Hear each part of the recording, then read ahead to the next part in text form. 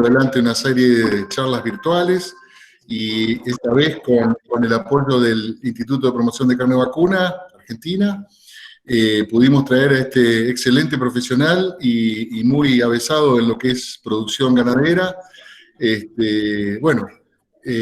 No hace falta presentarlo a Darío, todo el mundo lo conoce, la verdad que es excelente. Y esperamos con impaciencia su presentación y bueno, les doy la bienvenida a todos, les agradezco de parte de la Secretaría de Agroalimentos fundamentalmente y del Ministerio de la Producción, Ciencia y Tecnología de la provincia de Santa Fe, escuchar esta charla.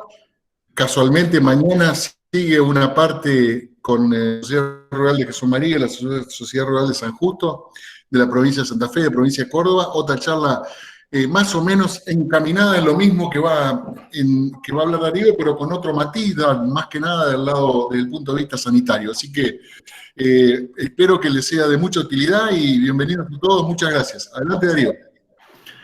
Perfecto, muchas gracias.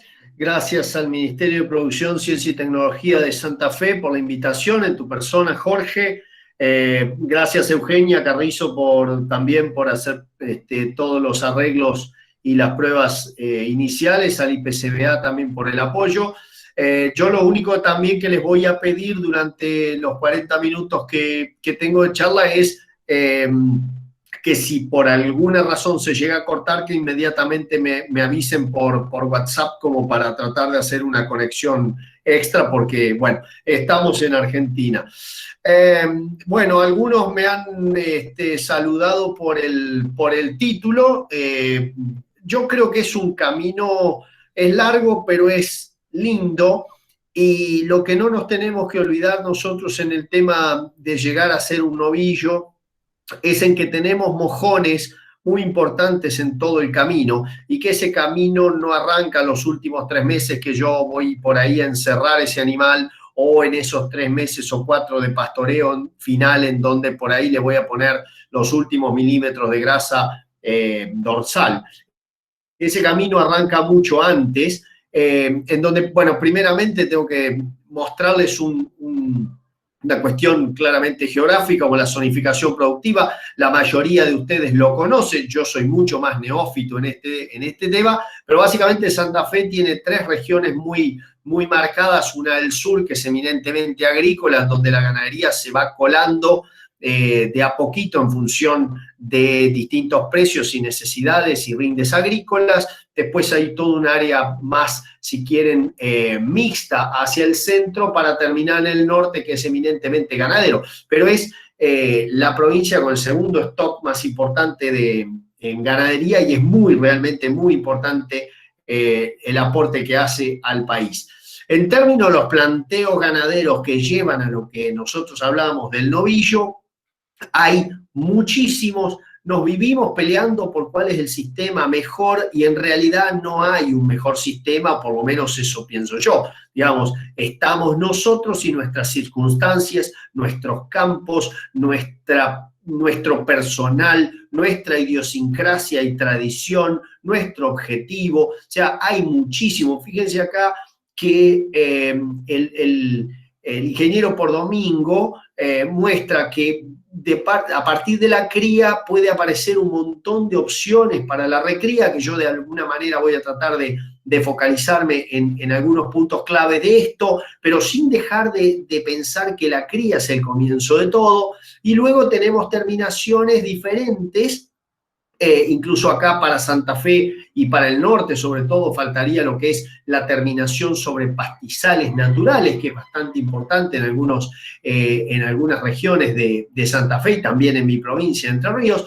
Pero todo es un continuo y todo comienza bastante antes de ese punto final que nosotros siempre vemos. Y bueno, el novillo 3 meses antes de faenarse, que se encierre o que se suplemente o que le des esto o aquello. Sí, en realidad todo arranca mucho antes y si quieren y me apuran, arranca allá por la concepción, ¿sí? ¿Pero por qué? Porque durante la gestación se están desarrollando y creciendo, pero primero hay todo un desarrollo de distintos tejidos que de no estar en ese momento y no desarrollarse adecuadamente, después no van a permitir que ese animal se exprese o exprese sus genes de la manera más correcta y en todo su potencial. Esto no es decir necesariamente que si hay algún tipo de restricción durante la cría, los efectos se van a ver inmediatamente o siempre se van a ver. No, pero tenemos, es cierto, momentos clave en la gestación, como el segundo y tercer tercio, en donde estamos generando el número total de fibras musculares por un lado, ¿sí? Y comenzamos a definir preadipocitos de algunos atributos de calidad que van a ser importantes en el futuro, ¿sí? Y que esto, en el caso de lo que es grasa intramuscular, ¿sí? Nos vivimos peleando si el veteado te lo van a pagar, no te lo van a pagar. Bueno, en otros países se paga y se produce en función a eso. Nosotros en Argentina todavía con el marmoreo o veteado no estamos tan definidos, pero hay nichos de mercado y mercados específicos que sí lo empiezan a apreciar, ¿sí? Pero ¿cuál es el tema acá? Que es un momento en donde la nutrición cumple un rol fundamental y ese es hasta los 8 meses de vida que existe desarrollo de células que van a diferenciarse como adipocitos intramusculares. A partir de ahí solamente estas células pueden crecer, pero no hay nuevas diferenciaciones de células de adipocitos intramusculares. En el término, y ya con esto termino, es decir, en temas de musculatura o de creación de fibras musculares, todo se desarrolla entre finales del primer tercio y segundo tercio de gestación. Entonces, la recría y la terminación arrancan en el feto, ya no arrancan a partir del nacimiento o a partir del destete como nosotros estábamos acostumbrados a ver, o a por lo menos a considerar.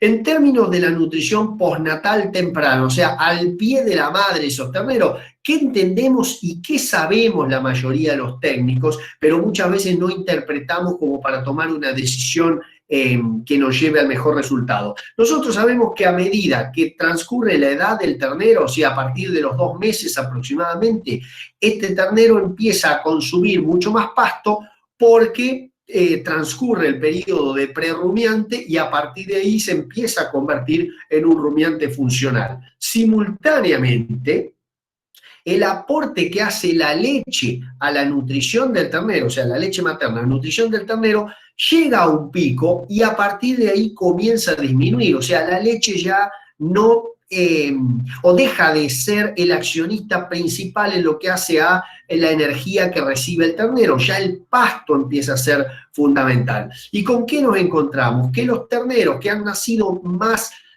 hacia una estación más avanzada, ¿sí? O hacia estadios más avanzados de la estación, encuentran el momento en que pasan de prerrumiante a rumiante con el pasto, como siempre jorobamos, el pasto crocante, ¿sí? ¿Qué pasa con esto? Ese ternero está bajando su consumo de leche porque la madre también está comiendo ese pasto de mala calidad y al mismo tiempo el ternero empieza y transcurre la transición de prerrumiante a rumiante con un pasto que es de mala calidad. Ergo, lo que terminamos teniendo es, a partir del cuarto o quinto mes de vida del ternero, ganancias de peso de los mismos que raras veces superan los 300 o 400 gramos. ¿Qué nos pasa a nosotros? No lo medimos, entonces pensamos que está todo súper bien. ¿Qué pasa con eso? Si yo tengo un potencial de 800 gramos por día en cualquier Braford o Brangus de la provincia de Santa Fe o alguna raza británica que usen más al sur, el ganar 300 o 400 significa un lucro cesante de alrededor de 15 a 18 kilos por mes. No sé ustedes, pero a mí eso me vendría bastante bien. Entonces, cuando uno habla de diciembre, acá en esta diapositiva podemos decir enero también para algunas zonas, dependiendo de los momentos del servicio, pero básicamente la pregunta es ¿qué come ese ternerito a partir del tercer o cuarto mes de la vida? Bueno, esencialmente toma 2 o 3 litros de leche y el resto es papel de diario. Con lo cual, esa nutrición que va a recibir el ternero o esa alimentación, en realidad, estrictamente hablando, no va a permitirle expresar el desarrollo. Esa expresión de desarrollo, a donde yo apunto, es que es el punto de partida. A ver, si hay algo que nos va a permitir a nosotros reducir los tiempos de recría en Santa Fe, en Salta, en Santiago del Estero o en provincia de Buenos Aires, es el peso al destete, ¿sí? No por hacer más peso al destete tenemos que bajar la carga, eso también está claro, ¿sí? Yo no me voy al individuo como tal necesariamente, pero sí hay que marcar que nosotros tenemos, como en esta gráfica lo podemos ver, tenemos unos requerimientos totales que vendría a ser todo el área debajo de esta curva, ¿sí? Los requerimientos del ternero al pie de la madre, esto es lo que va a cubrir la leche, ¿sí? Lo que es marrón oscuro es lo que va a cubrir el forraje, y todo esto blanco que está quedando acá es el diferencial entre lo que el ternero puede llegar a ganar o requerir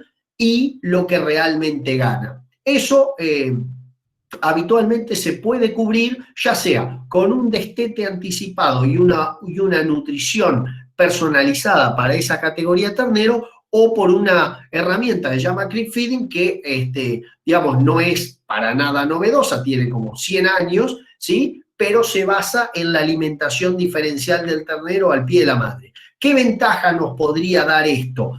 Esencialmente lograr un mayor peso al destete sin la necesidad de destete.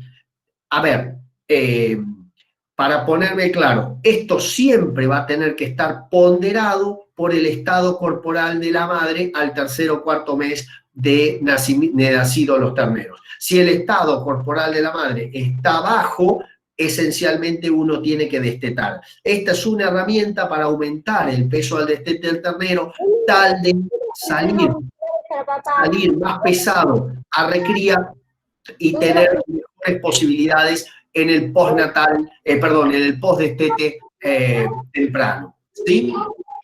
Entonces, una vez que destetamos, y eso es todo un tema en sí mismo, podríamos tener una charla completa de los métodos de destete y discutir de un lado al otro, porque uno de los grandes problemas que vemos en la práctica, sobre todo, es que el destete termina siendo un momento de un gran bache, ¿sí? En cuanto a la ganancia de peso del ternero. El ternero viene muy bien, lo destetamos, no le damos una nutrición adecuada y encima con todo el estrés que se carga, más probablemente la castración, más probablemente alguna vacunación, más probablemente un flete, ahí terminamos teniendo por ahí 45 días o 60 días que el animal no gana peso y lo pagamos nosotros. ¿Ok?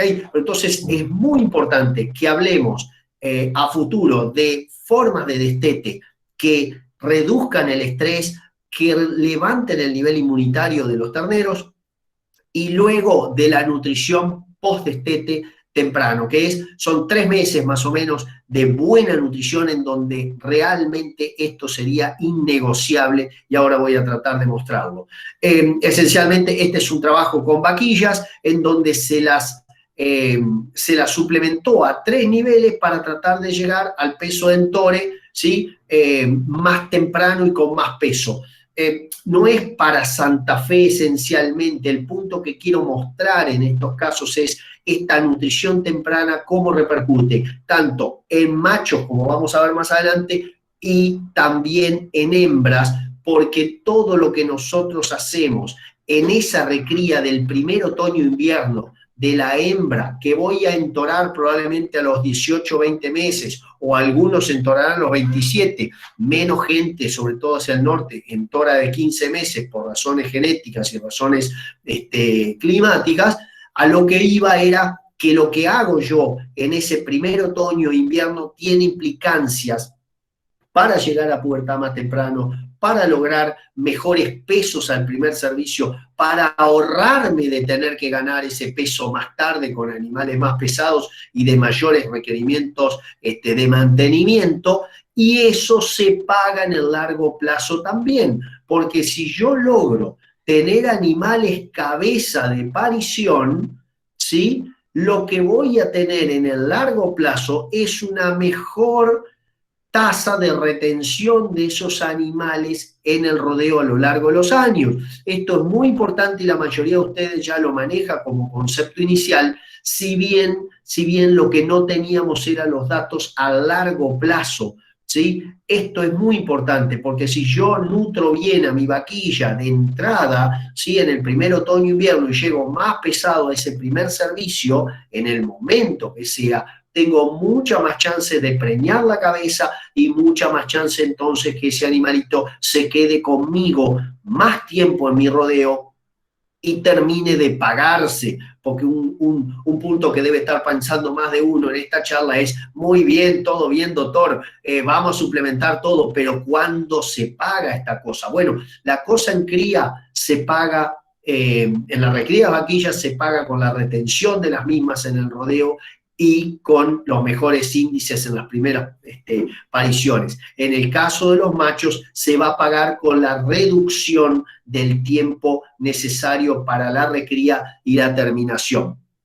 Esta es una diapo vieja, ¿sí? Yo siempre jorobo con lo mismo. Cuando me dicen, bueno, ¿y cómo vamos a recriar? ¿Qué vamos a hacer? Bueno, primero definime un objetivo, mostrame la Z, mostrame el final de la película, mostrame el final del largo camino hacia el novillo, ¿sí? ¿Cuándo y con cuántos kilos quiero que estén gordos? Eso muchas veces es una pregunta que descoloca. ¿Por qué? Porque alguien te puede decir 2020 en medio de este lío, y bueno, yo siempre hacía novillo de exportación, ¿y ahora qué? Y bueno, fíjate, vamos a cambiar un poco esa estrategia. ¿Los querés más temprano? Algo vas a tener que cambiar en la recría si los querés más temprano. Probablemente también los quieras más livianos, además de temprano, ¿sí? Entonces, eso a uno le permite diseñar la mejor estrategia para lo que es la ecología del campo, o sea, las condiciones agroclimáticas del campo, que son al fin y al cabo lo que van a dictar con qué herramientas son las que cuento yo antes de pensar en suplementar, antes de hacer cualquier otra cuestión que vamos a charlar más adelante. Sí, bueno, pero esto es innegociable, señores. Asegurame la nutrición de los 3 primeros meses post-destete, porque a partir de ahí, a partir de la llegada al 30 de junio, 30 de julio, dependiendo de cuándo haya sido el destete de ustedes, a partir de ese momento yo tengo ya todavía el invierno por delante realmente con pastos típicamente de mala calidad, y si tengo pastos de buena calidad son mucho mejor aprovechados por animales que lleguen más pesados a ese momento, con mayor nivel de defensa para justamente acometer los fríos del invierno, estemos en la situación que estemos de Argentina. También algo que muchas veces perdemos de vista, tengamos un tablero de control, que en ganadería de carne a veces dejamos olvidado, otras veces nos pasamos de mambo, queremos pesar cada 15 días, queremos pesar cada mes, y la realidad es que en muchos campos, ya sea por escala grande o por distancias, no necesariamente por escala, pero sí por forma del campo, distancias a la balanza, o alguna otra cuestión de personal, muchas veces no lo podemos hacer y tampoco nos conviene hacerlo. Yo creo que por lo menos tenemos que tener entre 3 y 4 pesadas al año, una de ellas al destete o a la llegada de nuestros destetes, otra de ellas al 30 de junio aproximadamente, ¿sí? Hacer que coincida con algún planteo sanitario, ¿sí? Algo que nuestro veterinario nos haya pedido o indicado, sugerido hacer, y algo o una pesada ahí de inicio de primavera, yo le pongo el 30 de septiembre, pero eso es discutible, como para decir, bueno, ¿cómo pasé el otoño-invierno? ¿Sí? Y de acá para adelante yo tengo que ganar. La primavera se gana, a lo sumo se empata como en las grandes sequías, pero nosotros tenemos que apuntar a tener un tablero de control para tomar decisiones tempranas, ¿sí? Con datos, que esos datos transformarlos en información. En estos días hemos discutido mucho en algunos grupos de WhatsApp los datos, la info, la decisión, y bueno, si no tenemos eso, al menos estos mínimos 3 a 4 pesadas al año, realmente vamos siempre trabajando por instrumental sin ningún tipo de seguridad sobre eso y nos podemos chocar la pared. Fíjense lo que es un trabajo de Aníbal Pordomingo con un tesista doctoral de allá de Anguil, en donde dos distintos tipos de peso al destete, pero igual edad en los animales, fueron sometidos, ¿sí?, a 3 niveles proteicos diferentes cada uno para evaluar el efecto sobre el peso final del animal. Claramente, cuando vos lograbas a misma edad un mayor peso de destete, el peso final de ese animal era mayor. ¿Esto qué quiere decir? Que la nutrición proteica, sobre todo, y energética en segundo plano, de los animales hasta el destete es fundamental, porque después no hay muchas posibilidades de alguna manera compensarlo. Nosotros estamos muy acostumbrados en ganadería a hablar del crecimiento compensatorio, como si este concepto fuera mágico y sobre todo pensando que siempre se compensa el 100% de lo que no se ganó. Y lamento desilusionar a muchos en esto, es decir, el crecimiento compensatorio que existe como concepto permite que un animal que ha sido restringido en un momento determinado de la vida, que tiene que ver más cercana a la pubertad que más temprano o más tarde, ese animal restringido va a llegar al mismo peso adulto en el mismo momento que el no restringido, pero al peso adulto, no al peso de faena, ¿sí? Entonces siempre va a haber un desfasaje en los animales que tuvieron una restricción durante su estadio de crecimiento. La compensación en una sola primavera no es completa. Pocos casos hay, si bien en biología siempre hay de esto, pero pocos casos hay que puedan mostrar ese tipo de relación. Vamos a apurar un poquito, después vienen varias fotos. ¿Qué hacemos entonces? Bueno, una de las estrategias que utilizo bastante es decir, mirá, agarramos el destete, bloqueamos de acuerdo a peso inicial, armemos en la medida de lo posible, si no podés 3, como dice acá, armate 2 lotes, pero separame lo que es cabeza de lo que es cuerpo y cola. Y lo que hago yo en muchos campos es decir, bueno, mira, si lo que pesa más de 200 kilos, esto depende de cada campo, por supuesto, sí, pero en la elite lo que es cabeza puede salir por ahí a pasto solo o a pastizal, más o sin suplemento. Todo depende de a dónde estoy saliendo y ahora le muestro un par de ejemplos. En el caso de pastizal sería óptimo que saliera con un suplemento porque es un pastizal que típicamente es diferido de verano con algo de rebrote otoñal, pero estás ahí en el medio del rebrote otoñal, con lo cual no tenés todavía pastos nuevos como es en alta disponibilidad. Animales más chicos deberían nivelarse en la medida de lo posible para ganar más peso y entonces estar en condiciones en un mes o 2 meses vista de salir y competir en buena posición con los más grandes, pero a su vez competir contra su propia falencia, digamos, contra su disminuido estado inmunitario de inicio, contra su menor peso inicio, digamos, luchar contra sus propios males. Eso permite encarar ese primer otoño y primer invierno con muchas mejores condiciones que lo encararíamos si salgo a pastizal natural con menos de 160 kilos a comer. Si armo dietas a corral, no me voy a meter mucho en esto, que sean dietas de crecimiento. Yo acá estoy hablando de dietas a corral, ¿sí?, para crecimiento. Entonces tengo que ser dietas simples y privilegiando la proteína, ¿ok?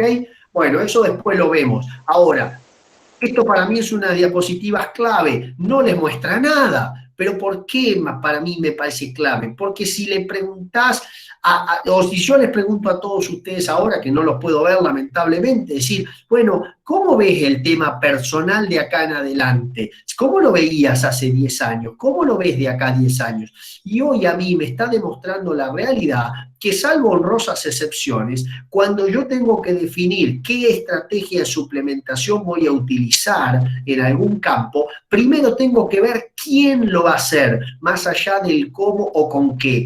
Cuando me recibí siempre pensaba en con qué, y hoy me parece mucho más importante pensar quién, porque eso va a definir el cómo, ¿sí? Y en función del cómo yo voy a definir el con qué, pero no es solamente porque el maíz esté barato o porque el pele de soja esté más barato que voy a hacer pele de soja, porque por ahí no puedo por el quién.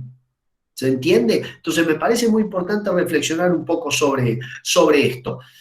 Y después, ¿qué es el efecto que yo estoy tratando de lograr con una suplementación? Esto también es básico. pero no por básico nosotros debemos perder de vista que es recontra importante. Muchas veces en pastizales de otoño que vienen diferidos, la calidad no es muy buena y yo con una pequeña suplementación obtengo la forma de la curva que se ve acá. Es una subida un incremento, mejor dicho, en el consumo relativo de pasto ante el agregado un suplemento. Imagínense un pastizal medio pasado, diferido de verano, que recibe una suplementación proteica en un ternero. El primer efecto que lográs es un efecto de adición con estímulo, o sea, se incrementa gracias al nitrógeno que le agrego como parte de la proteína, se incrementa el consumo del pasto. En la medida que yo levanto el nivel de suplementación, por ahí se llega a un momento en el cual incluso hay una reducción en el consumo de pasto. En el caso de forraje de alta calidad, como podría ser, bueno, quien tiene una alfalfa o quien tiene una pastura consociada o un verdeo para recibir esos terneros de destete, bueno, lo que tiene que esperar es que inmediatamente que se produce una suplementación, ¿sí?, el consumo de pasto va a reducirse. ¿Esto es malo necesariamente? No, porque lo que se ve, como yo les hablaba antes de una adición con estímulo, ahora se ve una sustitución con adición. ¿Qué quiere decir sustitución con adición? El animal deja de comer algo de pasto para comer el suplemento que se le entrega. Pero este consumo de suplemento, es mayor en cantidad a la reducción de pasto de consumo, con lo cual el resultado global es un mayor consumo de materia seca. Esto es, a alguno le parecerá básico de las clases de la facultad, pero muchas veces olvidamos cuál es el efecto que estamos buscando con esa suplementación y meramente suplementamos porque nos parece. En el concepto acá de adición con estímulo se utiliza mucho el menos es mejor, ¿sí? Porque hay que buscar ese punto óptimo de suplementación para incrementar el consumo de forraje base, que al fin y al cabo es lo más barato que tenemos nosotros en ese campo en ese momento. Este es un ejemplo que estamos utilizando este año, son verdeos de invierno, no necesariamente es para una zona más, por ejemplo, del sur o del centro, del centro-oeste de la provincia de Santa Fe. Esencialmente damos un earlage de maíz, que es un grano de maíz húmedo cosechado con buena parte del marlo, ¿sí? No tiene todo el marlo que debería, pero tiene la mayor parte de marlo que podemos cosechar. Al principio se lo tiramos en el piso, ya les prometo, estamos pasando a comedero, porque acá lo que ustedes empiezan a ver es un pequeño, de alguna manera terraplenado con almidón, que a mí me parece bastante caro, y ya se lo he dicho al productor y estamos en esa conversa, pero esencialmente lo que yo busco es, con esto, generar un mejor balance dentro del rumen de un forraje aguachento y muy proteico con el aporte de esta energía que se la damos siempre por la mañana en este caso, para que esté disponible en la tarde, que es el momento que los animales salen a pastorear y esa proteína del forraje aguachento prácticamente que explota, ¿sí? ¿Y cuáles son nuestras dos forma de tablero de control, además de mirar los animales? Bueno, mirar la bosta de los animales, que sea una bosta más bien armadita y consistente y no desarmada y de un color suelta y verde oscuro, y el remanente que vamos dejando en el pastoreo para asegurarnos que va a quedar remanente verde como para que ese forraje crezca, ¿sí? En condiciones adecuadas para volver a dar la vuelta cuando nosotros precisamos. En pastizales naturales hay ejemplos, ya sea con suplementación diaria, con suplementación de autoconsumo, en donde, si ustedes se fijan, los testigos, esto es un trabajo uruguayo, es decir, los testigos del junio a agosto, a fines de agosto, perdían 200 gramos de peso, o sea, un desastre de alguna manera. Esto eran vaquillas, perdían peso, ¿sí? Mientras que con suplementación diaria o autoconsumo aumentaban de peso. Si uno hace la suma entre los 260 gramos que ganamos más los 237 que perdimos, ¿sí?, ahí le queda un diferencial de ganancia de peso entre no suplementar y suplementar de 500 gramos que, como comían 1,5 kilos de alimento, ¿sí? Nos da una conversión del suplemento, una conversión parcial, digamos, muy favorable a los bolsillos. Cualquier suplemento que demos convertido a 3-1 realmente nos devuelve la plata. No solo nos devuelve la plata ahora, sino que lo que hace es que previene la autofagia de este animalito. Este animalito, perdiendo 200 gramos por día durante 85 días, se come buena parte de su propio músculo,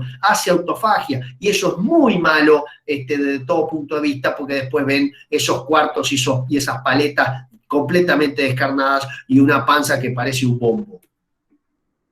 Esto es otro sistema que usamos en Chile, región lluviosa, si las hay, entonces esta región de los ríos y región de los lagos, en donde lo que tienen los animalitos es que meten la cabeza, levantan la tapita, cuando saca la cabecita, baja la tapita y eso evita que se moje el suplemento. Y otra cuestión interesante, esto que al ser plástico, yo puedo meterle sal como para limitar el consumo sin problema que al otro día se me defonde el sistema. ¿Sí? Esto es una estancia en Curuzucuatiá, en donde lo que hacemos es armar una dieta en base a sus productos de arroz y algo de pele de girasol para suplementar recrías tempranas que salen a comer setarias y forrajes subtropicales. Acá, con este sistema, yo no puedo,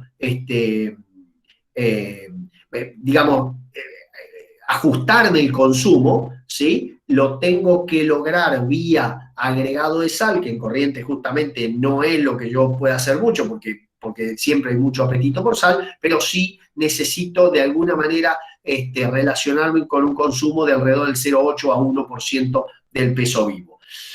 Las suplementaciones, con silajes, sean de maíz o de sorgo, de cebada, de trigo, de avena, o sea, prácticamente de todo se puede hacer silaje. Hay países en Asia que hacen silaje de camarón, ¿sí? O sea, podría contarle de todo lo que se hace silaje alrededor del mundo y es fascinante. Lo que sí estamos seguros es que si vamos a utilizar una bolsa de silaje para comer en autoconsumo, esto no, muchachos, ¿eh? Y esto está bien dedicado a algunos amigos que me están en este momento escuchando. Les mando un beso grande. Así no, mejor así, muchachos, ¿sí? Mejor así, en donde la clave acá, sin mirar el extremo derecho superior, la clave que tienen que concentrarse acá es en la prolijidad del sistema y en el relativo poco costo y poco peso que tiene esto. A ver si nos entendemos. El sistema de autoconsumo no es necesariamente mejor que el sistema de suministro diario. Al contrario, el suministro diario debería ser nuestro metro patrón. ¿A qué me apunto y por qué discuto tanto esto y tengo de alguna manera tanta pasión puesta en esto? Que muchas veces el sistema de autoconsumo es lo que nos permite a nosotros hacer o poner a prueba estos planteos, ¿sí? Y no, muchachos, no me hagas un autoconsumo acá, ¿sí? Porque el Tano te va a preguntar qué cuerdo estás haciendo. Lo que tenés que hacer es lograr esto, lograr esta prolijidad. Y acá, mi única duda con estos planteos es, ¿están todos los animales comiendo exactamente lo mismo? Cosa que lo dudo, pero también lo debes dudar cuando te muestran la tirada a lo largo bajo el alambre, ¿sí? La otra duda es, ¿están todos comiendo lo que yo necesito? ¿Sí? Ese es el otro punto también. O sea, lo que yo necesito que coman, porque nuestro control de consumo es muy limitado. O sea, acá no hay sistemas perfectos. Este es un sistema, por ejemplo, donde recriamos 400 animales en una ensenada con 2 silos de bolsa, ¿sí? De silo de maíz, y le damos un concentrado proteico, ¿sí?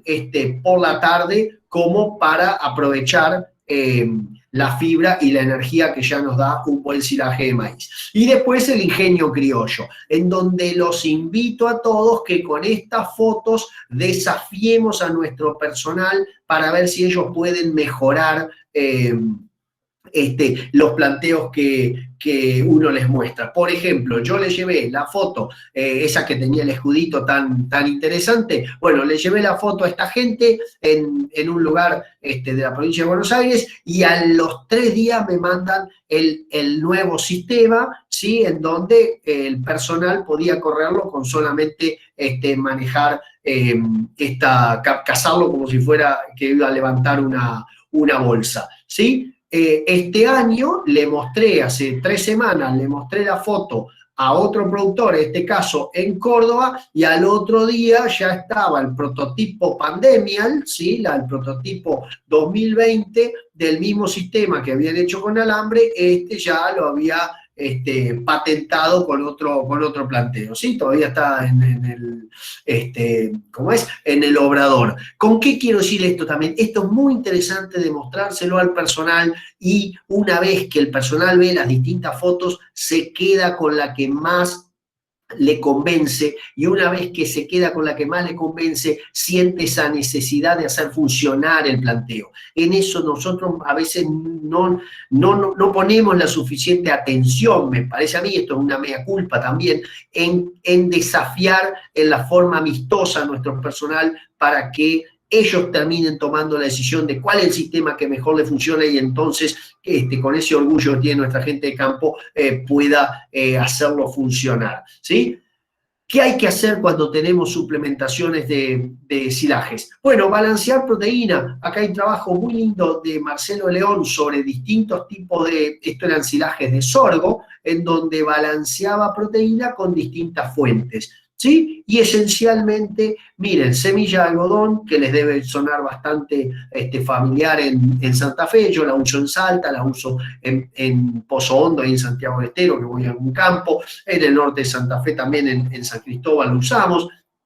Pele de girasol también, tenemos pele de girasol disponible. Si hubiera, acá no estaba planteado pele de soja, porque estos trabajos fueron hechos en los años que la soja valía un poco más, entonces el girasol quedaba mucho mejor. Me acaban de pasar de Uruguay una oferta muy interesante para un campo con pele de maní, que llega importado, pero tiene 47% de proteína. Llegó buenísimo para el silo de sorgo que tenemos que empezar a abrir ahora, porque nos quedamos secos en Durazno, Uruguay. O sea, lo que es importante es que nosotros reconozcamos que vamos a tener 2 limitaciones grandes. La limitación proteica es la inicial, y después, si pasa mucho tiempo, vamos a tener una limitación de calcio. Vamos a suplementación infrecuente. Yo me voy a acelerar un poquitito en estos minutos que me quedan. ¿Qué es suplementación infrecuente o discontinua o día por medio o LUMI-B, lunes, miércoles y viernes? Es suplementar la misma cantidad que ibas a hacer por semana, pero hacerlo día por medio. Sirve para proteína,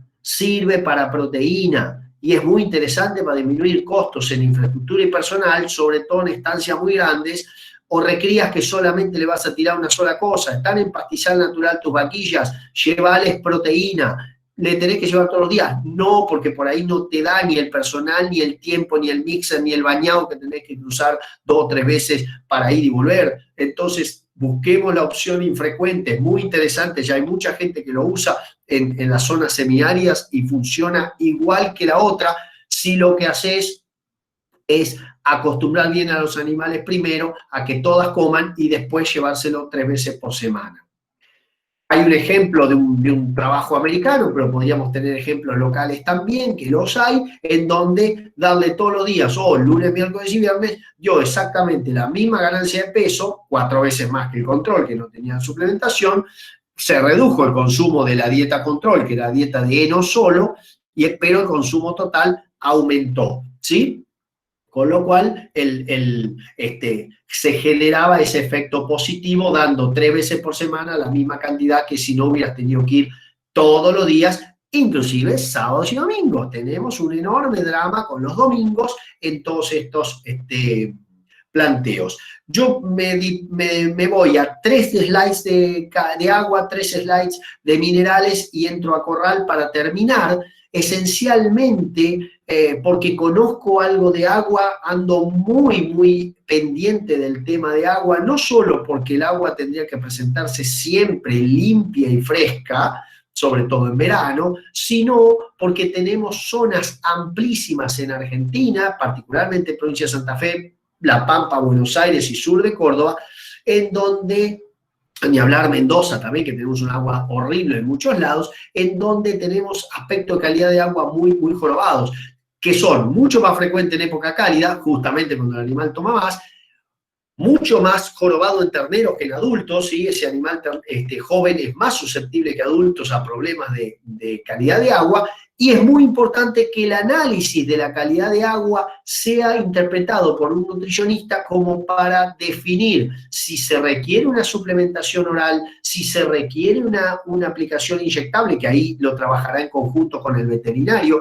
para definir las fuentes y demás, o si básicamente lo que requerimos es cambiar la fuente de agua o mezclarla, porque típicamente cambiar no está dentro de nuestras posibilidades en muchos casos. Lo otro es a veces con aquellos sistemas que capturan agua de lluvia, en donde el problema más que exceso de minerales está en la deficiencia de minerales. Fíjense un efecto del sulfato y cómo el sulfato, de acuerdo a con quién se junta, digamos, o a quién acompaña, ¿sí? Este sulfato, si es sulfato de sodio, no genera una disminución muy importante del consumo de agua, aún a 4 gramos de sulfato por litro, pero si es sulfato de magnesio, mamita, leche de magnesio, ¿sí? La mayoría de ustedes seguramente recuerda para qué nos daban leche de magnesio cuando éramos pequeños, y fíjense que esta vaca, además de estar atornilladas al Trafur, lo que les va a pasar es que consumen muchísima menos agua, generando, en el caso de vacas lecheras, ni hablar, un enorme perjuicio en producción. En vacas de carne, lo que vas a tener en menor producción de leche, vas a tener grandes problemas de diarrea, menor absorción de nutrientes, etcétera, etcétera. Minerales en distintas etapas, es muy importante, sobre todo en Santa Fe, pero esto es para todo el país, el cobre en el último tercio de gestación, coincidente con las vacunas para diarreas neonatales, en donde el ternero es el que más se va a beneficiar. Después, calcio, fósforo y magnesio y micros para la vaca, o sea, esto lo discutimos ahora un poquitito más. En la recría es muy importante el fósforo. El calcio y el magnesio van de la mano a la ganancia de peso, sobre todo en verdeos. Estamos viendo que si queremos mejorar todavía la ganancia de peso, nos vamos a quedar medio cortitos con calcio y magnesio. Es importante esto en lugares bien cubiertos de fósforo. Son vehículos muchas veces para los ionóforos tipo la monencina y la urea y sus variedades, ureas protegidas, nitrógenos protegidos, o sea que no son esencialmente ureas protegidas. Y, por supuesto, tenemos que chequear los otros minerales en función de la calidad de agua que tengamos. En el engorde a corral, esencialmente los minerales están basados en la necesidad de calcio, ¿sí?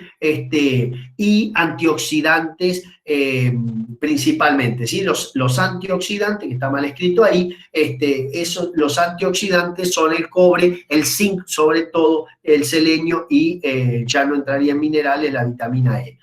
¿Qué nos puede faltar? Bueno, nos puede faltar todo, esencialmente, todo depende de la zona donde estemos, ¿sí?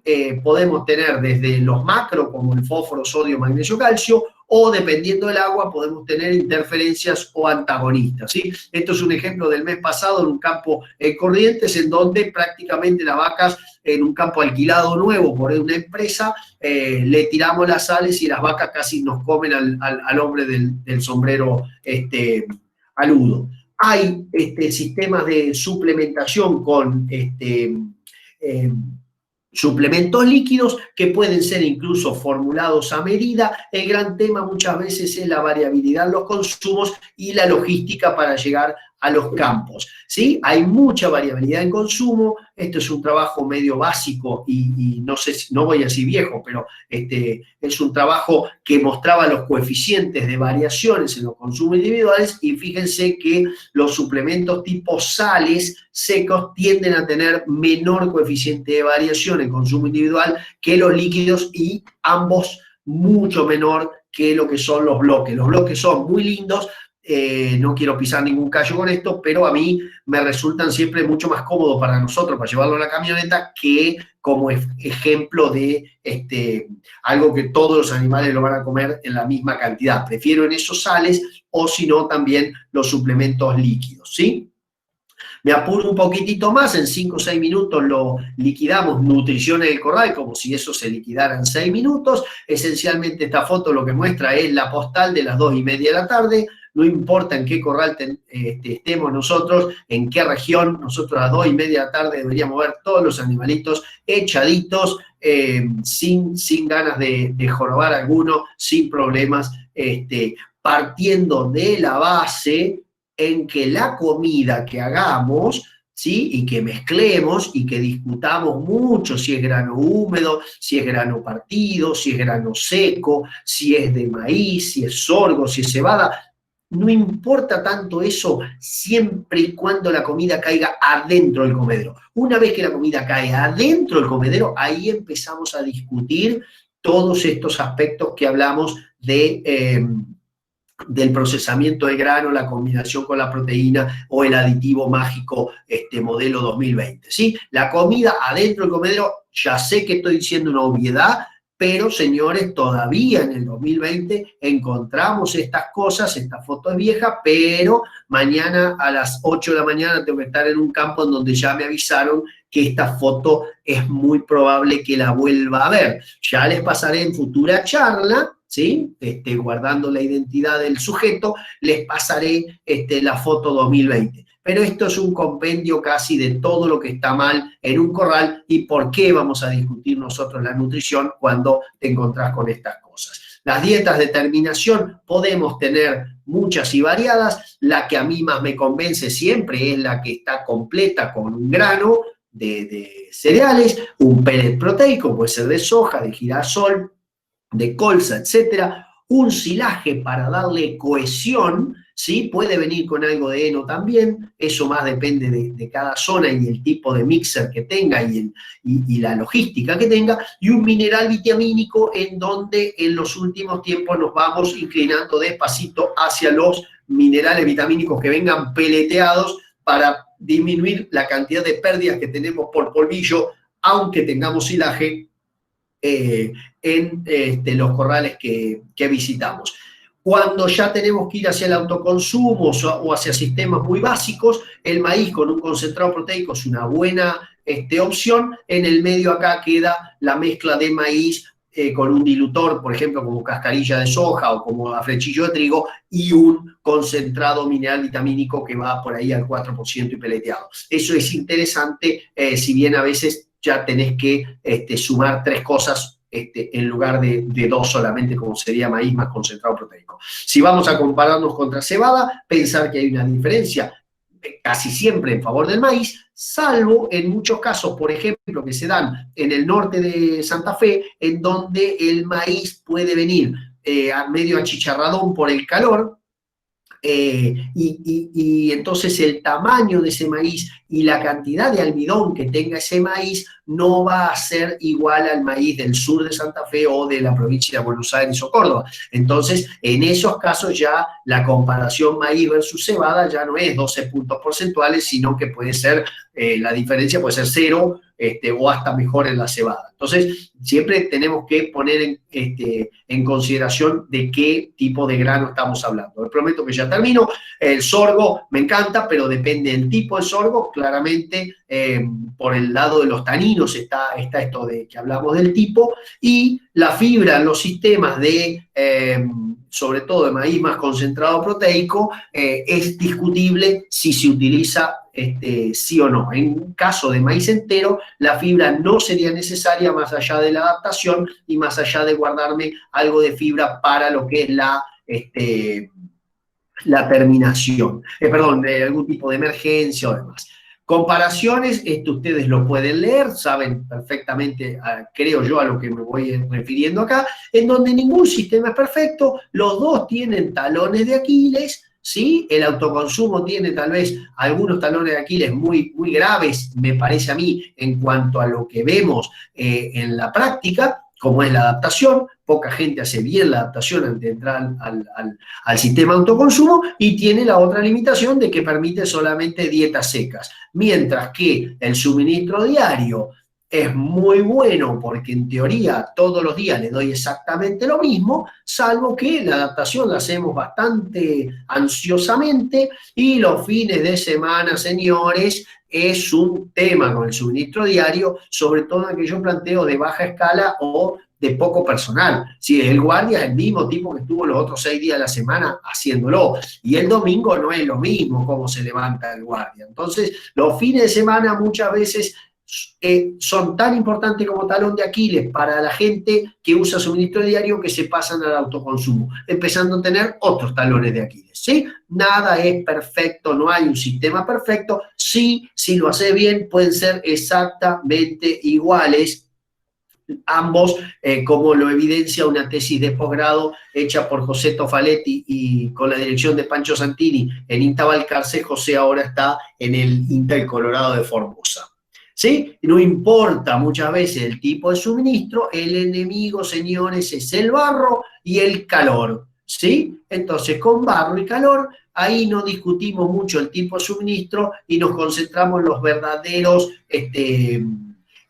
villanos de esta película. Para tratar de zafar del calor, tenemos algunos ejemplos de sombras que se están usando. Yo acá muestro 2 ejemplos de Uruguay, de dos filos distintos de la misma compañía, en donde esto es un sistema más a la australiana, barrera abierta, con chapa de zinc, o puede ser también de chapas de fibrocemento o de plástico, pero el tema es de barrera abierta para permitir mejor circulación de aire, y además para ver si viene otro tornado como el que nos agarró hace 3 años en Dolores, que no se nos huele todo como se nos hizo la última vez. Y este planteo, que es muy engorroso para hacerlo, pero cuando queda fantástico, es una creación santafesina, ya exportada al Uruguay y utilizada con gran éxito en zonas como Flores, y que lo tenemos en varios lados, como pueden ver. Este es un filo que encierra entre 6 y 7 mil cabezas, y la verdad que abajo de esta sombra se siente súper, súper rico. Entonces, señores, yendo a las conclusiones, yo les diría que, bueno, monitorear el estado corporal de la vaca en los momentos críticos es clave para asegurar altos índices reproductivos. Yo de estado corporal no hablé tanto, casi que ni lo mencionaba, pero es un tema que, si hablamos de mojones en la recría, no se olviden del estado corporal de la vaca para definir cuándo es destetar, o para definir si hay que subirle algún tipo de alimentación, como para tratar de llegar a que se preñe cabeza todos los años. La recría ya no es algo que comience al destete, comienza en el feto, y todo lo que hagamos temprano no solo va a ser o va a repercutir en mejor productividad a lo largo del ciclo, sino que además esto va a hacerse con gran eficiencia, porque el animal jovencito es mucho más eficiente para transformar los nutrientes que yo le entrego en ganancia de peso. Antes de suplementar, definir quién y cómo, y concentrarse, por favor, en ese primer otoño-invierno. No guardar el maíz solo para un ovillo de terminación. Tratemos de concentrarnos en la parte temprana, así ahorramos maíz para el final.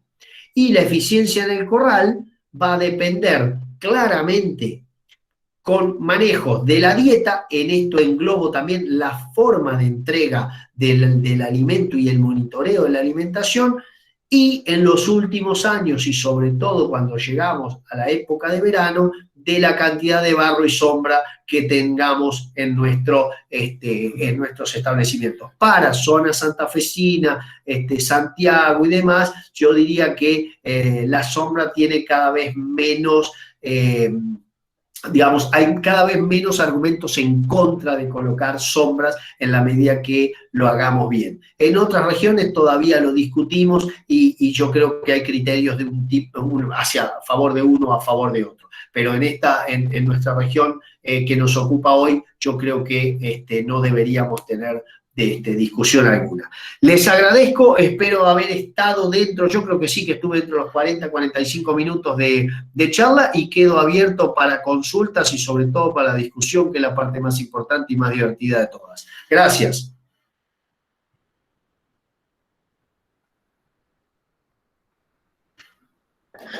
Gracias, Darío, gracias a vos. Bueno, ahora quedamos abiertos a las preguntas.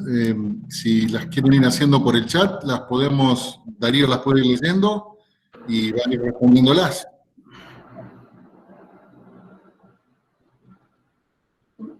A ver si vemos el chat. Ajá, ahí vamos viendo el... No se comparte, se ve todo él. Bueno, hasta ahora no.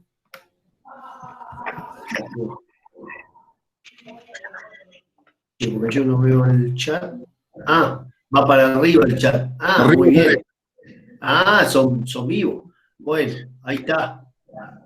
Hasta ahora, buenas tardes. El último puso a qué hora arranca. ¿Cómo es esto? Ahora cambió. Va para abajo. Ah, vamos bien. Eugenia, no, probá salir. No, ahí tenés una pregunta de Juan. Ahí está. Goyo, bien, ahí empiezan a aparecer todos. ¿Qué se ha avanzado en concentrados proteicos de diferencia e inclusión?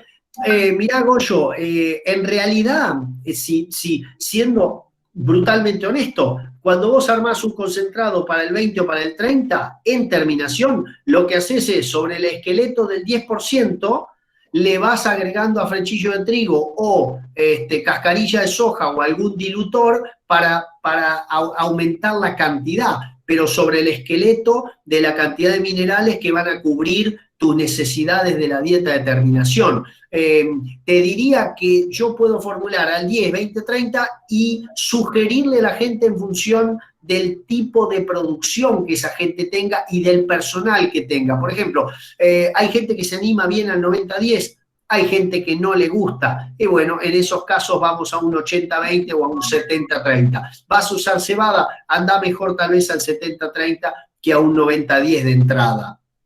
Me parece que es por ahí la discusión de concentrados proteicos.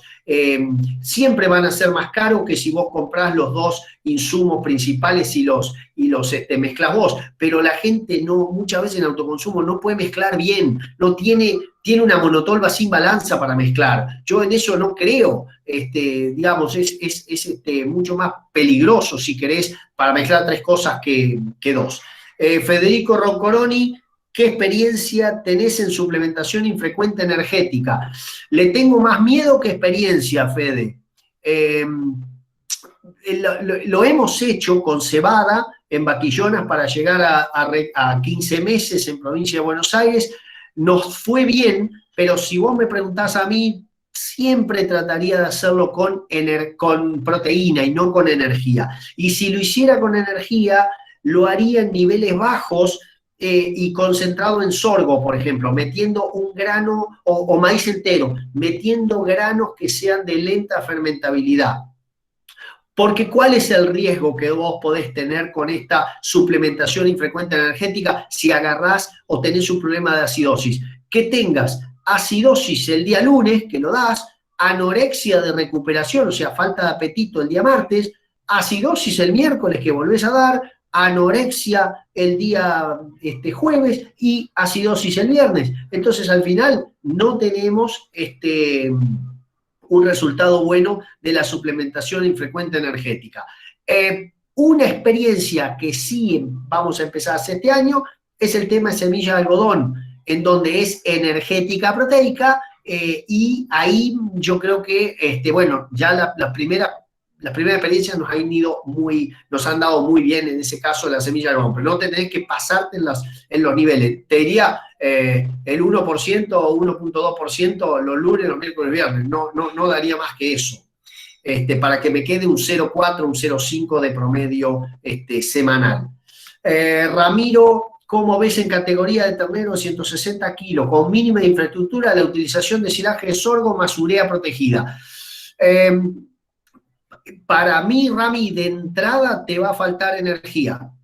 Si vos pudieras a esa combinación meterle algo de almidón en esa dieta, los terneritos 160 kilos te lo agradecerían. Si no podés, o sea, si no podés meter... Ah, qué difícil haces. Bueno, silaje de sorgo en lugar de urea protegida, capaz que le metería semilla de algodón, donde estás vos, o peles de algodón. Buscaría que tengan algo de energía, además de la mera energía que les da el silaje de sorgo. Porque el promedio es 160 kilos, pero me juego a que tenés un 40% abajo de eso. Corral de terneros de 30 días. Pablo, qué gusto escucharte y leerte. Y verte, va. Corral de ternero 30 días, Darío, ¿no pensás que hay que llevarlo mínimo a 60? Nuestra experiencia indica eso. Estoy de acuerdo, yo creo que te referís a lo que es el corral de inicio. Estoy de acuerdo en lo conceptual. A ver, o si querés, yo iba a lo conceptual. Voy a la diferencia que tenés que hacer de tiempo de ocupación en el corral en función del peso de inicio del ternero, ¿sí? Esa me parece que es la parte más importante. Si vos lo querés llevar a 60 días, estoy completamente de acuerdo contigo, siempre y cuando el verdeo que tengas o la pastura que tengas no se pase. Porque un problema que estuve viendo esta semana, por ejemplo, me dicen, no, mirá, no quiero llevarlo a 60 días porque se me pasa la avena, ¿sí? Con ryegrass ese problema no lo tenés. Si tenés avena, podría llegar a tener algún problema si esa cantidad de animales que van 60 días no es mucha. Pero concuerdo contigo que si querés consolidar ganancia de peso, 60 días es mejor que 30. En 30 tiene mucho más impacto la adaptación inicial, ¿sí? Los primeros tiempos. Ezequiel Boizón, para creep feeding con grano de maíz, ¿recomendás agregar algún peleteado? Sí, algo, porque típicamente ese ternero se va a beneficiar con el grano de maíz en creep feeding, pero se va a beneficiar mucho más si tiene algo de proteína. Te diría que yo siempre digo lo mismo, el grano que más me gusta es el grano de avena. No todos lo tienen en el campo para creep feeding, ¿no? Y si tengo grano de maíz, y depende de la zona donde estés, yo buscaría meterle pele de soja y hacer 80-20. Esa sería 80 de maíz y 20 de pele de soja, o 70-30, depende ahí hasta dónde te animás con el bolsillo, pero como es, sí le agregaría algún peleteado proteico, no necesariamente minerales, eso quizá queda para un segundo plano, ¿sí? Ale Clatterback pregunta, grano maíz entero partido. Yo creo que acá hay para recría, me dice. Bueno, menos mal, porque si no teníamos 2 horas más de discusión y otro que River Boca con esto, porque la respuesta depende. Mirá, en recría, y si es pastoril, típicamente el grano debería ser partido. Si es pastoril la recría, el grano debería ser partido. ¿Por qué digo debería y no debe? Porque hay ensayos de Álvaro Simeone en Uruguay, hay ensayos de otros investigadores en donde en esos animales jóvenes, aún en condiciones pastoriles, el grano de maíz entero tenía un desempeño muy parecido al partido y no llegaba a pagarse la merma en la cual vos incurrís cuando sacás grano de maíz entero y lo partís. Recuerden ustedes que tiene una merma mínima de entre el 3 y el 5% entre pasarlo de entero a partido. Si vos vas a ganar un 4, un 5 o un 6 de diferencial, pero tenés una merma entre el 3 y el 5, guarda que el neto no es tan diferente, ¿se entiende? Y muchas veces hay gente que tiene el maíz cosechado en su campo y dice, pero yo no tengo partidora, no tengo luz. ¿Qué le va a decir a ese tipo? ¿Andá a mandarlo al pueblo y partilo? No, ni a palos.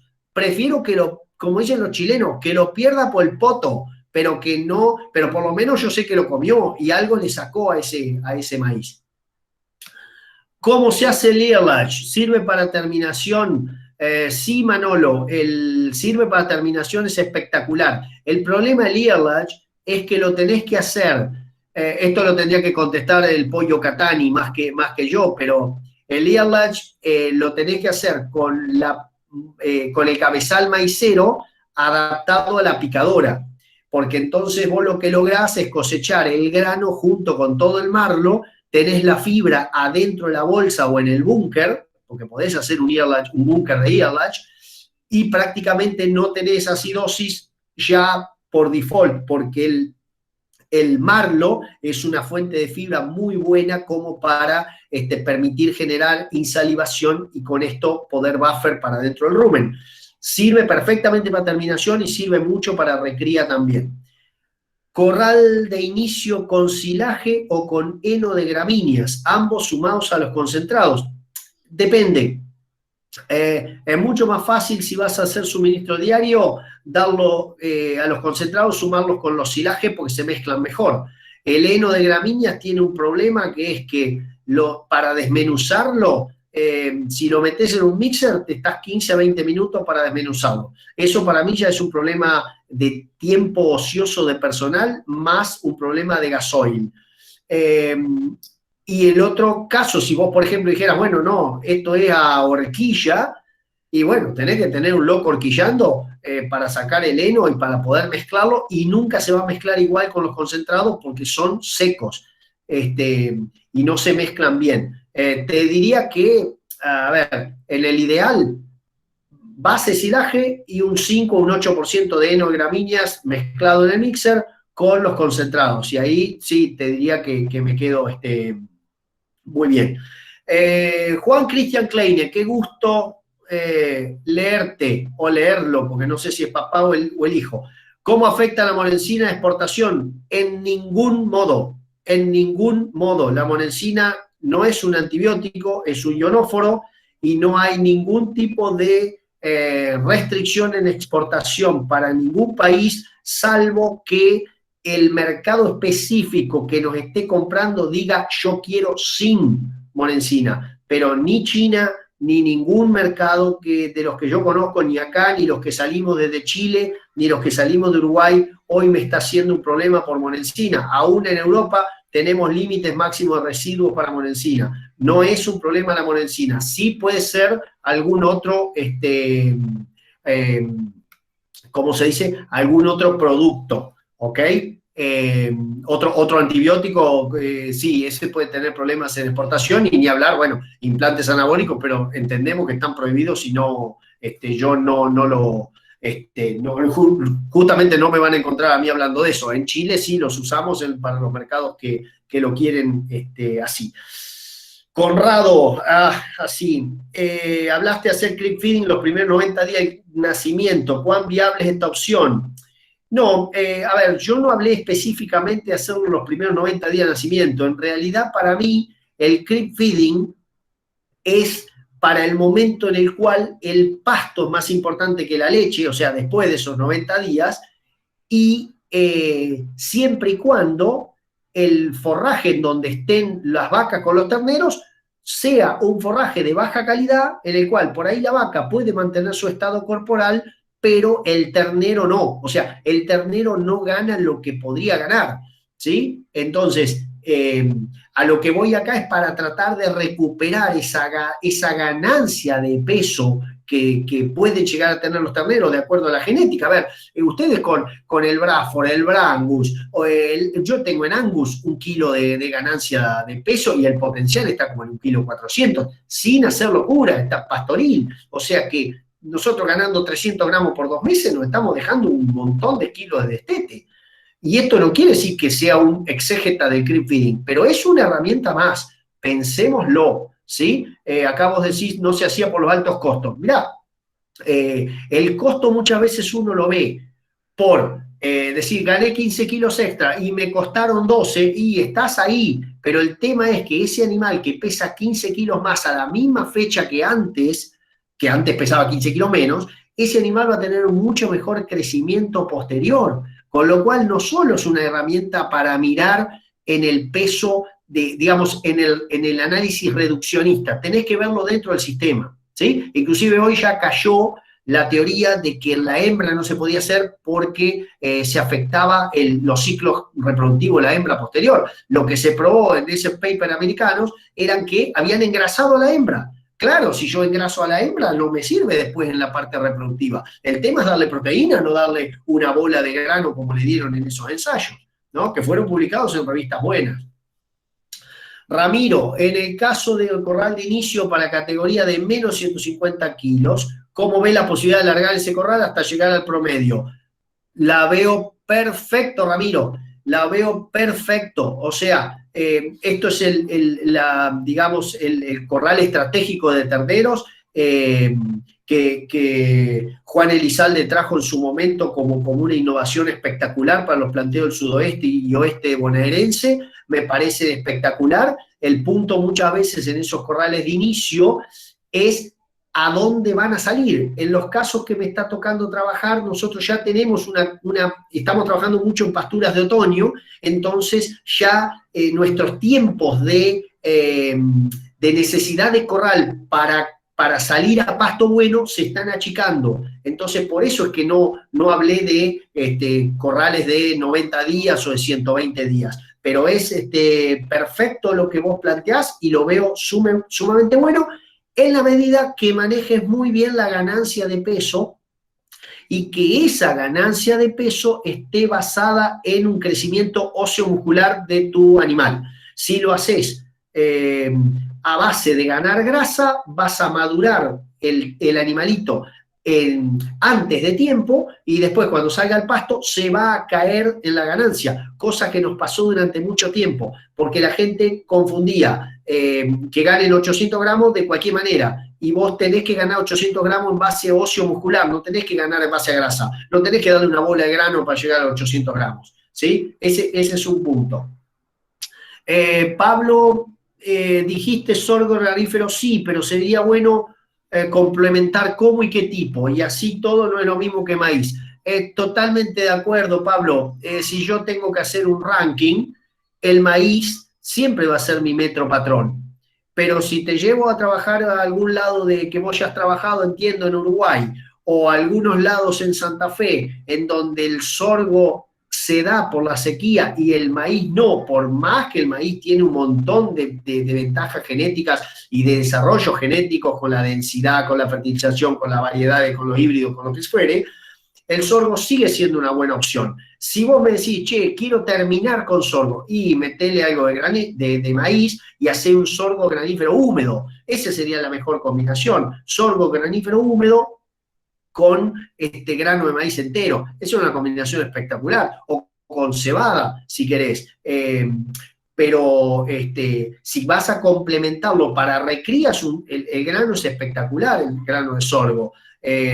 Porque ahí lo complementás con proteína y tenés crecimientos en dietas de recría muy buenos y más baratos muchas veces en esas zonas que el maíz, porque los costos de implantación son distintos entre sorgo y maíz en la mayoría de los casos. ¿Sí? Es un tema de qué es lo que tengo, soy yo y mis circunstancias en cada campo. ¿Sí? Creo que es importante destetar temprano en cría. Marcelo Rojas, sí, por supuesto, yo vengo de la Escuela de Concepción del Uruguay, no lograron convertirme a ser fanático del destete precoz, pero sí tengo un convencimiento enorme, Marcelo, que el destete es una de las mejores herramientas que tenemos nosotros para ahorrar pasto para las vacas para el momento en el cual pasan de segundo tercio a tercero y no puedo restringirlas. En gran medida mucha gente piensa en destetar pesado como sinónimo de destetar más tarde, y eso es un error estratégico. Yo quiero que resignen ustedes edad al destete sin resignar peso, ¿sí? Resignen edad sin resignar peso, y por eso es tan importante trabajar en la nutrición fetal y tan importante trabajar al pie de la madre los primeros 4 o 5 meses de vida del ternero, ¿sí? Pablo me aclara acá, sí, de inicio nosotros llevamos a 50-55 días. Sí, estoy de acuerdo, Pablo, trabuco contigo. 60 días es mejor. Conceptualmente, yo lo que te marco ahí es el diferencial de días de acuerdo al bloqueo por peso inicial que vos tenés. Abel Senclusen, ¿qué me podés comentar de la terminación de terneros machos de tambo sin fibra con un concentrado y o balanceado? que son espectaculares los machitos de tambo en la medida que los hayan calostrado igual que a sus hermanitas y que los hayan recriado hasta los 90/100 kilos igual que a sus hermanas. Es una categoría que para mí está subutilizada en Argentina porque nos concentramos en terminarlos muy chiquititos y tenemos por delante, bueno, Jorge podría hablar mucho más que yo de este tema, pero para mí tenemos para adelante un potencial de llegar a novillos con estos machos de tambo sin llevarlos a 30 meses, no me malentiendan, pero yo he visto novillos holando de 500 kilos con 13 o 14 meses, incluso podés llevar a 17, 18 con 3 o 4 meses de pastura, y la verdad son espectaculares. Y vamos a tener mercados externos que van a valorar mucho esto, sobre todo porque no quieren grasa, ¿sí? Quieren músculo. Y el holando es muy interesante en este tema.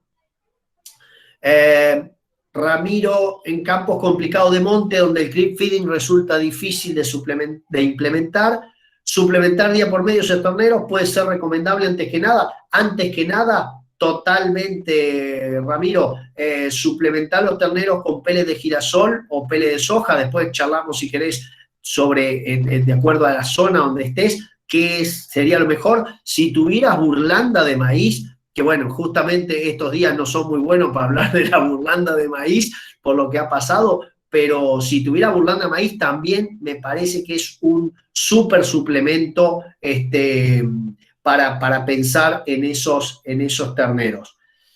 Marcelo Rojas, creo que se puede destetar temprano sin hacer creep feeding. La respuesta es sí. Sí, Marcelo, se puede destetar temprano sin hacer creep feeding. A mí me gustan las dos cosas y depende de cada situación, voy a usar una o voy a usar la otra.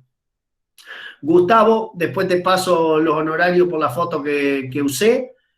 Gustavo Almacio, ¿hay diferencia de ganancia de peso en todo el periodo entre castrar a los pocos días nacidos versus castrar a los 8 o 9 meses en el caso de producción de novillos? Sí. A ver, en todo el periodo, la testosterona arranca en el tercer a cuarto mes de vida. Si vos castrás a los 8 meses, tenés 3 a 4 meses de acción de testosterona, que es donde tendría que verse la diferencia. ¿Cuál es o sea, que la respuesta rápida sería, y sí, hasta los 9 meses el ternero ganó más que el castrado. O sea, el castrado a los 8 meses va a ganar más que el castrado a los pocos días nacidos. Pero, siempre hay un pero acá. La pérdida de peso en el primer mes post-castración es mucho mayor en los animales de 8 meses que en los animales de 3 meses. Entonces, tenés que sopesar este punto, ¿sí? Porque el neto empieza a acercarse, ¿sí? El neto de peso a los 12 meses, por decir una cosa, ¿no? Siempre castrar más tarde termina teniendo un efecto peor en el primer mes post-castración, más algunos riesgos sanitarios extra, como puede ser el tétanos u otras cuestiones que la hemos discutido en los grupos sobre todo del grupo de WhatsApp que tenemos. Ahora, han empezado a aparecer formas de castración diferentes, la goma, la Calico Bander, etcétera, etcétera, que ya no me hacen pensar en que siempre me tengo que pelear con un animal de 180 o 190 kilos para caparlo a cuchillo, generando mucho riesgo para el personal, que era otro tema por el cual a mí siempre he preferido castrar más temprano. Si buscas producción pura, castralo más tarde que puedas sin que se hagan toros. Si buscas calidad de carne, castralo más temprano que puedas, porque siempre el marmoreo y la calidad de carne va a ser mejor si castras más temprano. Terneros overos negros, ¿a qué peso se pueden cerrar? Pregunta Alfredo Fortuna. Depende, yo los encierro, depende del peso final. Si quiero terminarlos con 320, 340, que me parece una injusticia, pero a veces el negocio manda, yo los encierro a partir de los 90 kilos, salen de guachera, los llevo hasta 120 kilos en una dieta intermedia con no más del 50% de grano, y después ya los 120 kilos le empiezo a dar para someter su curva de crecimiento a una curva de engrasamiento, cosa que tengo que lograrlo con mucha energía y poca proteína. Si usted lo quiere llevar a 450 o 500 kilos, yo ya buscaría tener una recría pastoril de alta ganancia de peso. Igual no hagan que el holando gane poco, porque en 2 semanas crecieron 15 centímetros de altura y se fueron enormes. Y después te cuesta mucho más en la etapa de terminación. ¿Sí? Pero bueno, cada uno verá su planteo. Y hay otros sistemas, yo lo veo mucho más en Chile y en México, que no salen nunca de un corral. Pasan de guachera a crecimiento, digamos, a recría 1, recría 2 y después recría finalización, y nunca salen de un corral.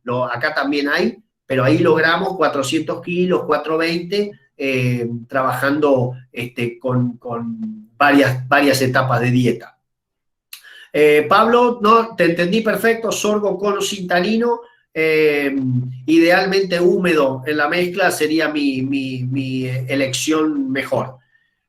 Olivia, bueno, muchas gracias. Pablo, muchas gracias. Cata, un gustazo leerte como siempre. Ya nos veremos. Ezequiel, ¿qué conversión punta a punta se considera normal a buena en engorde? Ternero 200 kilos hasta 420. ¡Ja! Con autoconsumo, maíz entero y núcleo proteico. Bueno, mirá, lo difícil ahí es que no se te engrasen hasta los 420. Si arrancás con los 200 kilos ya con el maíz entero y núcleo proteico. Ahí es lo difícil. Yo te diría, a priori, Ezequiel, que trataría de hacer una etapa intermedia hasta los 300 kilos de recría, hasta 280, 300. Ahí depende mucho también el frame que tengas y el estado corporal del animal. Si el tipo, si tenés un Braford, por ejemplo, vos por ahí con un ternero de 200 kilos lo llevas hasta 250 o 60 en recría, y a partir de ahí le das dieta de 90-10 y se termina con 420. Si tenés un Angus más chiquitito o muy precoz para engrasarse, tenés que llevarlo hasta los 300 kilos con recría, porque si no se te va a hacer una pelotita y no vas a llegar nunca a los 420, o vas a llegar a los 420 con muy baja eficiencia por alta grasa. Conversión punta a punta, te diría, ahí estoy haciendo la cuenta en voz alta, pero tengo 300 kilos de promedio, peso medio, yo te diría que sobre un peso medio de 307,2. Y no digo 7.25 porque me van a tildar de bolacero, pero digo 7,2 porque hago una cuenta de una regresión que tenemos hecha sobre peso al inicio y con conversión en un fildo grande de hace 7 años que tenemos la base de datos, y me da más o menos eso para 300 kilos de inicio. Yo acá te estoy tirando sobre peso promedio, pero le voy a estar dentro de un coeficiente de variación, ¿sí? A ver, acá se me escapó una preguntita más, me parece, pero un poquito. Sí, Pablo, estás en creep feeding, te hemos visto ahí consumiendo, debe ser maní y cerveza. Gracias, Ramiro. Seba Madero, perfecto, muy buena pregunta. ¿Cómo evalúan terminación? Mirá, mis clientes hasta ahora depende, la mayoría es gordura ojo, la mayoría. Tenemos 2 o 3 feedlots que hacemos salida, lo que se llama cosecha de corral, all in, all out. O sea, entran 150 animales con 300 kilos, hacemos 115 a 120 días para cuota 481, se va todo el corral. Eso típicamente tiene un socio frigorífico que sabe qué hacer con los animalitos que pasaron 120 días y no engordaron. Le busca otro mercado, porque la verdad, si yo tengo un animal 120 días a corral y no engordó, y todos los compañeritos engordaron, el problema no es mío, el problema es de ese flaco que ya tiene renta marginal negativa desde hace un tiempo. Algunos se pasan de gordura, sobre todo con la hembra, y los menos te diría que lo hacen por balanza, porque la balanza depende, ahí para balanza, para mí, tenés que tener un biotipo muy fino, muy estable, como para decir, che, pongo el fiel de la balanza y lo que pasa tantos kilos va. En el caso del ternerito que está al límite del peso de faena, y sí, metele balanza porque es una cuestión de ley, pero te diría que tenemos que avanzar mucho en lo que es ecografía, en forma rápida, como ya lo hemos hablado contigo, necesito un sistema que pueda ecografiar casi automáticamente y tener correlación con la parte inicial para que entonces yo con una sola ecografía inicial pueda llegar a hacer regresiones, ¿sí? Hoy sé que estoy metiendo en algunos feedlots 6 centímetros a 7 centímetros cuadrados de ojo de bife por mes, después de los 300 kilos, y 2,1, 2,2 milímetros de grasa dorsal. Con eso estamos armando las primeras regresiones, pero realmente necesitamos más datos, ¿sí? Gracias, Víctor. Sí, ya he visto que me están mandando algunos mensajes. No lograrán quebrar mis convicciones futbolísticas. La pregunta gracias Ezequiel, la pregunta de Gustavo Almacio es una pregunta que a mí me preocupa muchísimo porque sé el esfuerzo de muchos productores para hacer esto de las ecografías de carcasa previo al envío de tropa. Ahí voy a ser como aquel famoso ministro de Economía. Querría contestar con el corazón, pero mirando el bolsillo. Si contesto con el corazón, te diría que para mí es recontra importante, y lo he charlado con muchos directivos frigoríficos acá y en otros países, en donde esa info que uno logra con ecografías debería ser valorada desde el punto de vista del dato, desde el punto de vista de esa toda info previa que tiene para armar la historia del animal.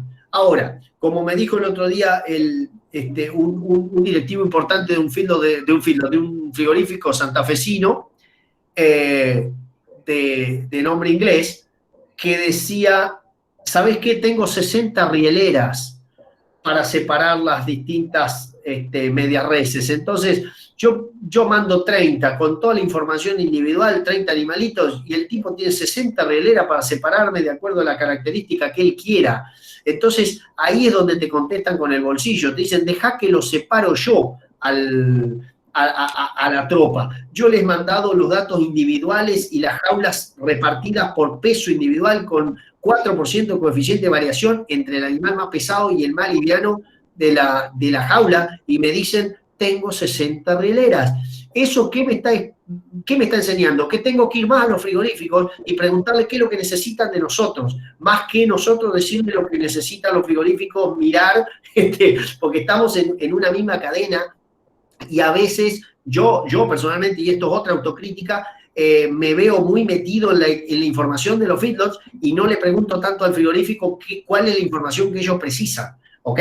En eso tendríamos que armar, no sé, alguna charla extra, pero no conmigo, sino con alguien de los frigoríficos que nos cuenten esto. Bueno, con Jorge, cuando hablábamos en las charlas de IPCBA y demás, siempre yo sacaba y lo mismo con Víctor Tonelli, yo sacaba como enormemente enriquecedora los comentarios desde la industria. Cuéntenos qué pretenden de nosotros y nosotros tratamos de ver cómo hacemos lo que necesitan, porque si no estamos hablando dos idiomas distintos y eso nunca nos va a ir bien con eso, ¿sí? Darío, yo quisiera hacer una pequeña aclaración con respecto a lo que es frigorífico. En realidad, los frigoríficos que se dedican no tanto a la escala, digamos, a ir en velocidad, como vos decías, de un frigorífico que tiene 60 rieleras, sino que el que tiene 60 rieleras pero pretende tener una diferenciación de producto, que hay muchos que están yendo hacia eso, porque tenemos que hacerlo. Bueno, bueno, yo ahora estoy en función pública, pero estuve hasta el 11 de diciembre en frigoríficos. Yo creo que habría que estudiar un poco la correlación que existe entre la ecografía del animal y el punto más importante que es dentro del frigorífico, que es la lectura post-cuarteo. O sea, cuando yo separo en el longísimo dorsi a la altura de las vértebras torácicas, digamos, separo el bife angosto del bife ancho, sería la décima costilla, vamos a decir, entre la novena y la décima costilla, y ahí hacemos la medición de espesor de grasa dorsal, grasa total, marbling, color de la grasa, color de la carne, porque muchas veces en la ecografía por ahí te da una lectura diferente y después resulta que la grasa es muy amarilla o es muy blanca o tiene algunas diferencias, o el engrasamiento intramuscular es completamente diferente. Ahora, si vos me decís que los australianos de la Universidad de Sydney están haciendo tomografías en la faena para empezar a ver qué tipo de calidad de carne pueden identificar, bueno, pero eso es galáctico para nosotros, todavía no. Seguimos con el sistema australiano a ojo, digamos, ¿no? Pero me encanta esa aclaración y te la agradezco, porque también para tipos como Gustavo que han hecho todo un trabajo, yo vengo con 15 años de laburar en los Wagyu japoneses acá, en Uruguay, en Chile, etcétera, y la verdad es que tenemos un tema con las ecografías y la correlación de marmoreo sobre todo, siempre ha sido un tema en lo que es la parte de la relación, si querés, la correlación que hay entre uno y otro. Y posterior a eso, y tomando el primer concepto que vos hablabas, yo tuve visita ya en varios feedlots de gente, sobre todo de Europa en primera instancia, que preguntaban si se podían armar planteos distintos de corral en función ya de buscar una calidad distinta de carne. En Uruguay tenemos programas de 200 días de corral, por ejemplo, que apuntan a marmoreo y apuntan a distintas características. Lo que dijiste de grasa es clarito también. O sea, muchas veces, si yo me baso solo en ecografía, y por ahí hay otra cuestión, como por ejemplo, la grasa, el color de la misma, que me puede tirar todo por la borda. Con esto termino. Con la Hilton me pasaba, hemos hecho programas de Hilton de libro en alfalfa, en donde todo muy bien con los bifes angostos, todo muy bien con el cuadril sin tapa, pero después el asado salía con algo de grasa amarilla. ¿Y qué quería que saliera? Si no. Y ahí tengo un tema de integración, ¿sí? En donde nosotros por ahí, por mirar un solo mercado, nos olvidamos. Y eso nos lo tienen que explicar todos los días, porque me olvido de que lastimosamente la vaca tiene todos los cortes distribuidos y no podemos hacer una vaca que dé solo lomos o una vaca que dé 2 delanteros. Fíjate ahora con la faena kosher, qué bueno sería que la vaca tuviera 4 paletas en lugar de 2, porque estaríamos sacando delantero a los pavotes y generando un negocio de mucho mejor bueno, y ahora con la relajación un poco de la cuarentena, digamos, volvimos a comer asado, y el asado, como lo nombraste, particularmente no te podés pasar ni de grasa, no te podés pasar de tamaño, porque justamente un solo corte debe representar entre el 14 y el 15% de la media res. Un solo corte, que es el asado. ¿Cómo integra tan bien, digamos? O sea, no es fácil, es para trabajarlo mucho. Yo entiendo la pregunta de Gustavo, pero también reconozco que con respecto a los colores de la grasa, los colores de la carne, mucho tiene que ver el proceso industrial también. Si yo voy a hacer una maduración a lo consumero, que le doy mucho frío de entrada, la cuestión cambia que si yo bajo la temperatura lentamente y que tengo que tener 36 horas por lo menos en la cámara, la media res, para transformar bien el músculo en carne, bueno, y esto todo tiene que ver con todo. Pero bueno, no sé si hay otra pregunta por ahí. A ver, espera que me parece que ya ahí llegamos, creo, yo llegué al fondo de las preguntas, por lo menos. No, felicitaciones y agradecimientos, Darío. Así que, bueno, para no robar más tiempo, muchas gracias, Darío. La verdad que nos encanta este tipo de conversaciones contigo. Creo que mucha gente sacó muchísimas cosas interesantes. Nuestro director de lechería, Abel Senclusen, que está mirando, quedó enamorado de la sombra de la santafesina, pero no para los Engora Corral, para los tambos, está pensando. Bueno, es un invento de Inta Rafaela, lo desarrolló Inta Rafaela y yo después lo vi en Uruguay, que enseguida lo llevaron y están enamorados, y ya tengo videos de cómo se hace, porque el gran tema es que pensábamos que eran retazos uno por uno y tenías que poner a todos los presos a hacerlo, y no, se puede hacer en familia. Mirá la idea que me acabo de perder. En cuarentena tenía un lote viejo para hacer bolsa, ya nos perdimos 80 días de cuarentena de cohete, che, qué cosa, como uno llega tarde a los negocios.